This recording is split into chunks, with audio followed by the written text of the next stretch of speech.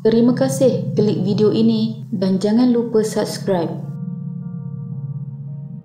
Pada 19 September 2018, sebuah keluarga gempar apabila ibu mereka hilang pada hari tersebut. Mangsa Faridah Mat Hashim berusia 63 tahun, seorang ibu tunggal tinggal di Sungai Burong, Balik Pulau bersama dengan dua orang anaknya, seorang lelaki dan seorang perempuan. Mangsa dikatakan hilang tanpa memberitahu apa-apa kepada anak-anaknya. Menurut anak perempuan mangsa, dia ada melihat ibunya menunaikan solat subuh pada pagi hari kejadian sebelum dia keluar dari rumah. Apabila dia pulang kembali ke rumah, tiada seorang pun yang ada di rumah itu. Seharian ibunya hilang dan malamnya masih tidak pulang-pulang. Dia yang pelik dengan keadaan itu terus memberitahu kepada adik-beradiknya yang lain yang tinggal berasingan. Pada pagi esoknya, mereka semua cuba mencari mangsa di kawasan sekitar dan bertanyakan kepada saudara mara dan jiran tetangga jikalau mereka ada bertemu dengan ibu mereka.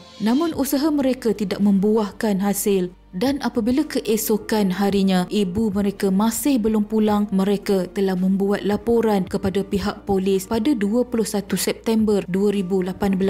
Lalu, apa sebenarnya yang telah terjadi kepada mangsa?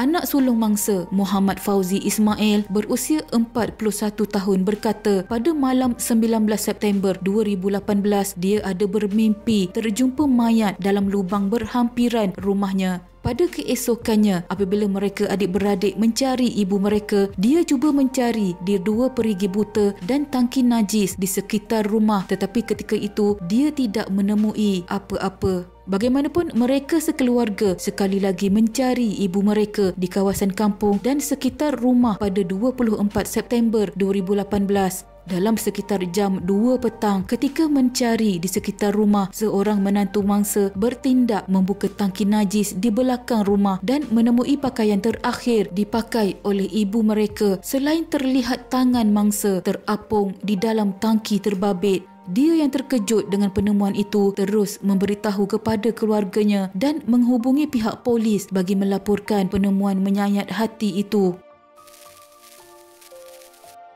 Ketua Polis Daerah Barat Daya Superintendent A. Anbalagan mengesahkan kejadian tersebut dan pihak polis tiba di lokasi kejadian tidak lama selepas mendapat panggilan tersebut. Didapati mayat mangsa tenggelam di dalam tangki sedalam 1.2 meter. Polis dengan bantuan pihak bomba kemudian telah berjaya mengeluarkan mayat mangsa yang mengambil masa lebih 2 jam dan mengesan satu kesan kelar di bahagian hadapan leher mangsa. Selain turut menemui pisau di dalam tangki itu yang dipercayai senjata yang digunakan dalam kejadian tersebut. Pihak polis tanpa membuang masa telah membuat siasatan awal. Ketika itu anak mangsa Muhammad Firdaus Ismail berusia 29 tahun, seorang penganggur yang tinggal sekali dengan ibunya, turut menghilangkan diri selepas kejadian, menunjukkan satu petanda yang dia mungkin terlibat dalam kejadian ini.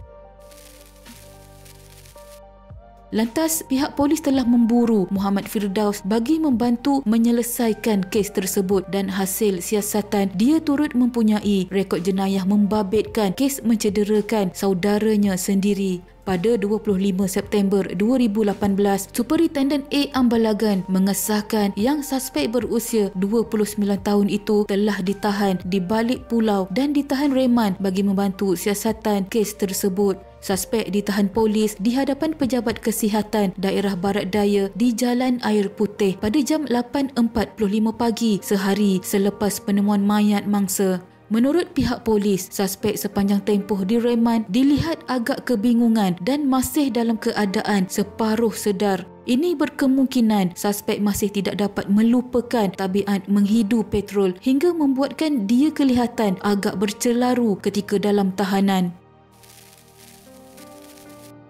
Hasil siasatan polis, suspek mengaku telah membunuh mangsa selepas mereka bertengkar di dapur kediaman mereka. Dia kemudian bertindak membuang mayat mangsa ke dalam lubang kumbahan najis di belakang rumah sebelum menghilangkan diri. Suspek dikatakan mengaku menolak simen tangki kumbahan serta meletakkan mangsa ke dalam ruangan berkenaan. Malah ketika dalam proses siasatan, dia juga memberitahu ibunya yang terlebih dahulu mengambil pisau pemotong sayur di dapur dan mengacukan kepadanya. Superintendent A. Ambalagan berkata suspek positif ketagihan petrol yang menyebabkan dia berkhayal dan berhalusinasi. Beliau juga mengesahkan yang suspek tidak mengalami masalah mental berikutan namanya tidak didaftarkan di mana-mana pusat psikiatri atau hospital mental. Dia akan berkelakuan seperti individu normal apabila tidak berada di bawah pengaruh petrol. Pada 3 Oktober 2018, Superintendent A. Ambalagan berkata polis telah menyerahkan kertas siasatan kepada pengarah pendakwaan negeri PPN Pulau Pinang dan PPN bersetuju untuk mendakwa lelaki berusia 29 tahun itu di bawah Seksyen 302 Kanun Kesesaan iaitu membunuh. Tempoh reman suspek disambung sehingga 9 Oktober namun polis telah melengkapkan siasatan kes tersebut lebih awal dan lelaki itu akan didakwa di mahkamah pada jam 8 pagi pada keesokannya. Pada 4 Oktober 2018, suspek yang seorang penganggur dihadapkan ke Mahkamah Magistrate Balik Pulau atas tuduhan membunuh mangsa. Bagaimanapun tiada pengakuan direkodkan selepas pertuduhan dibacakan ke atas tertuduh Muhammad Firdaus Ismail yang lebih dikenali sebagai Broci di hadapan Magistrate Nur Fadrina Zulkhairi. Mengikut pertuduhan, dia didakwa membunuh dengan menyebabkan kematian Faridah di rumah di Lot 191 Mukim D, Sungai Burong antara jam 6.30 pagi hingga 8 malam pada 19 September 2018. Dia didakwa mengikut Seksyen 302 Kanun Kesesaan kerana membunuh yang memperuntukkan hukuman gantung mandatori jika sabit kesalahan. Nur Fadrina kemudiannya menetapkan tarikh sebutan semula kes dan membenarkan tertuduh dibawa ke hospital untuk menjalani pemeriksaan kesihatan selain tidak membenarkan dia diikat jamin. Pendakwaan dikendalikan Timbalan Pendakwa Raya Rais Imran Hamid manakala tertuduh diwakili peguam daripada Yayasan Biro Bantuan Guaman Edmund Anthony Herman. Terdahulu Edmund memohon kepada mahkamah untuk membenarkan tertuduh menjalani pemeriksaan kesihatan di hospital selepas ternampak tumpukan kecil darah di bahagian mata kirinya. Dengan permohonan itu turut disokong Rais Imran. Sebelum ini, polis mengesahkan suspek tidak mengalami masalah mental berikutan namanya tidak didaftarkan di mana-mana pusat psikiatri atau hospital mental.